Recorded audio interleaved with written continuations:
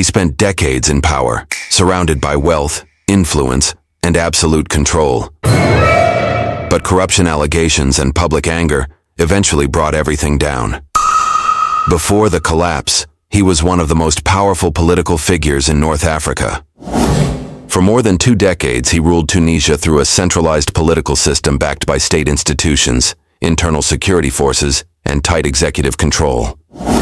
His government projected an image of economic progress. Tourism expanded, foreign investment increased, urban development accelerated. To many outside the country, it looked like stability.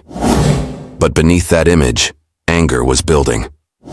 Year after year, allegations of corruption surrounded the presidency and those closest to him.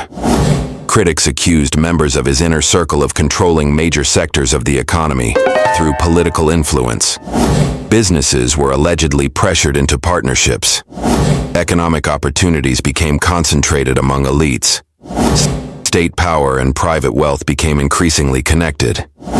Reports described abuse of public office for personal enrichment, preferential access to contracts and business licenses, family-linked influence over banks, telecommunications, real estate, and imports, luxury wealth accumulation, while unemployment continued rising. While ordinary citizens struggled with unemployment, inflation, and limited opportunity. The ruling class was accused of living with extreme privilege.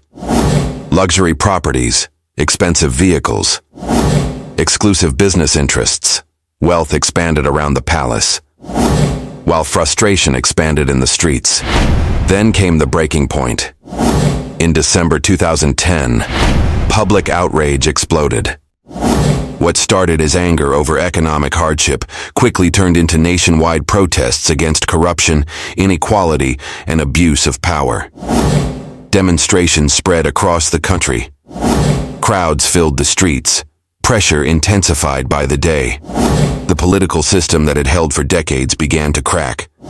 Security responses failed to stop the momentum. Government authority weakened.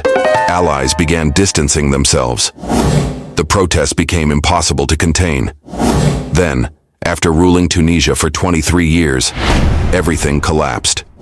In January 2011, he boarded a plane and fled the country, leaving behind the presidential palace, his government, and the system he spent decades controlling. From presidential authority to political exile, from power and wealth to sudden escape, his downfall became one of the earliest defining moments of the Arab Spring, a moment that reshaped the region. Do you know who he was?